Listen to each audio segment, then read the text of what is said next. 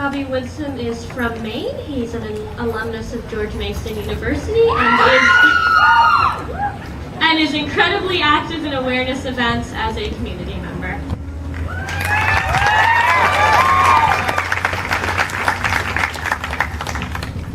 It's hot down here. I'm not used to that anymore, but thank you for having me again. This is my second time.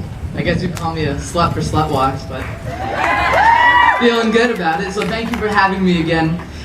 It was a great, incredible time last year, and I'm really happy to be part of it again. And it was actually because I was living here in DC for the reason for my first visit last year.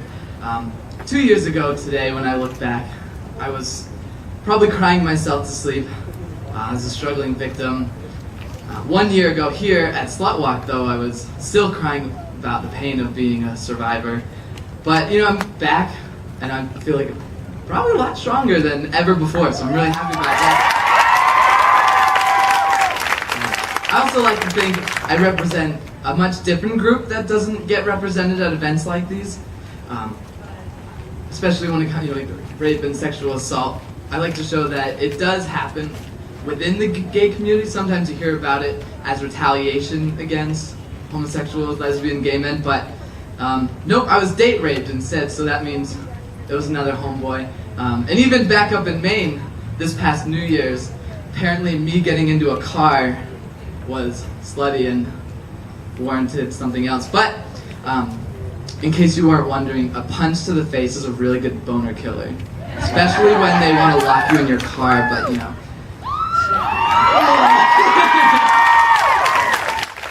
But what I'm really here to share is more so about, you know, optimism and positivity and how that, if anything, saved me.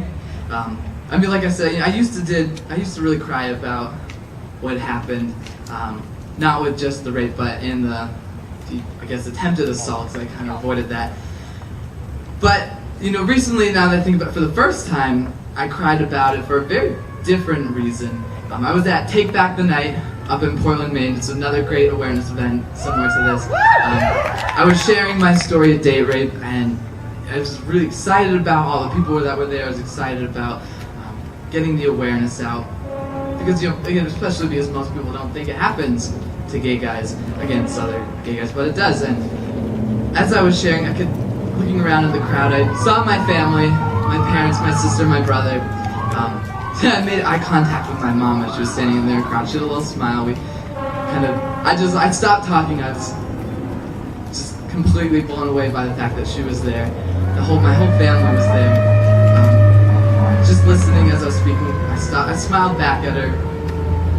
And so I choked up. I couldn't hold back the tears anymore. I mean, not because I was sad about what was going on. These are tears brought on by my family. That loved me, that supported me, and carried me through all of this. So I wasn't crying for denouncing my rapist and denouncing the pain that he caused me.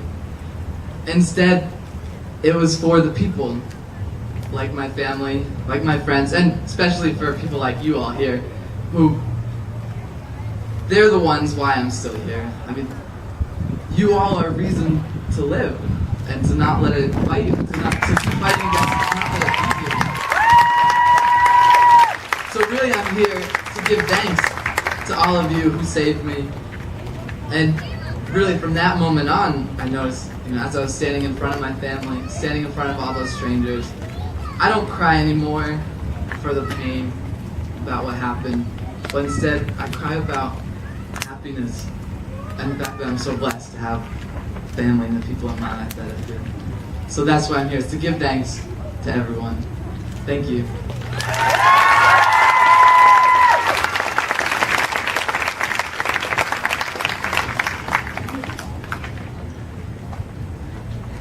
Next up we have Alina Reyes. She's a local to DC and spoke at last year's SlutwalkDC.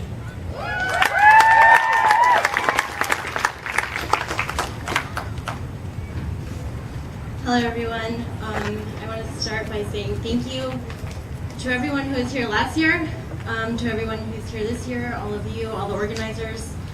I'm really grateful to my beautiful girlfriend for all your support. I'll start with a little bit about about my experience. I was assaulted many years ago, and for, I'd say, 2 or 3 years afterwards, I pretty much spent most of my time dissecting the entire day that it happened. That whole week, really. Everything I did from the time I woke up, what I had for breakfast, what I decided to do for the day. I thought, what if I hadn't gone to that party? Or what if I didn't walk down that street by myself? Or what if I wasn't wearing what I was wearing? And it took me 2 to 3 years to really realize that it didn't matter, because essentially it wasn't my fault. It was nothing I did. It was nothing I wore. It was nothing I said. So I think that's pretty much one of the biggest messages for everyone to take away from today, that it's not your fault, you're not alone, and you get stronger and it gets better. So there's many forms of rape. Women get raped by men, men get raped by women, women rape women, men rape men, kids get raped. But I think we touched on it earlier, that people don't understand that you can still get raped in a marriage. You can get raped by your significant other, by your boyfriend, by your girlfriend. And I'm going to read a poem that I actually read last year that talks about that. So the poem doesn't have a title. If anyone wants a copy of it, let me know, or let Samantha know, and I'll get it for you. Unique physique. Beautiful creature, strong like a tree, and like a good teacher, intelligently free. He'll hold your hand as you walk, and he'll call just to talk.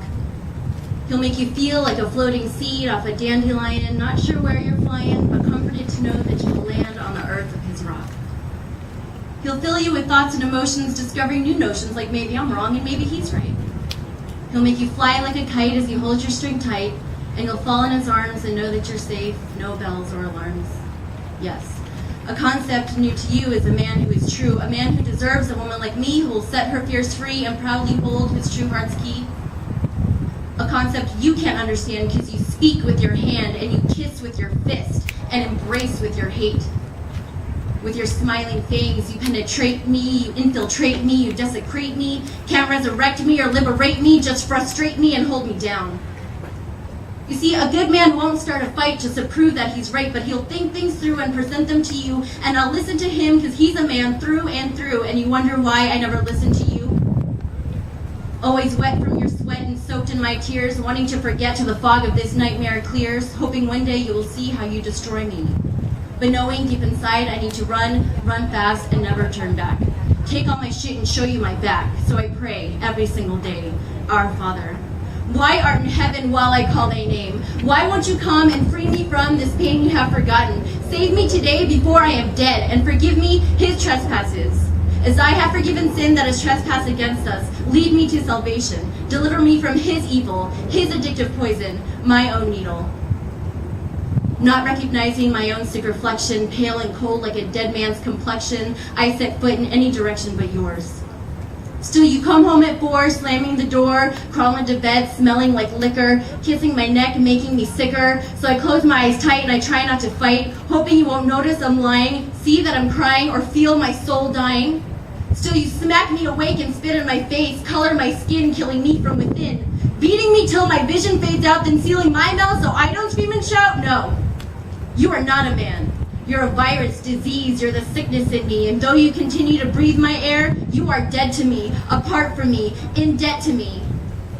So while I wish I could say that I wish you the best, that I hope you find a woman who can handle the threats and deal with the stress, live through the beating, still love you while bleeding, I don't. I wish nothing for you, but only myself. That one day I will find a man who will care for my health, both physically and mentally, because I will survive.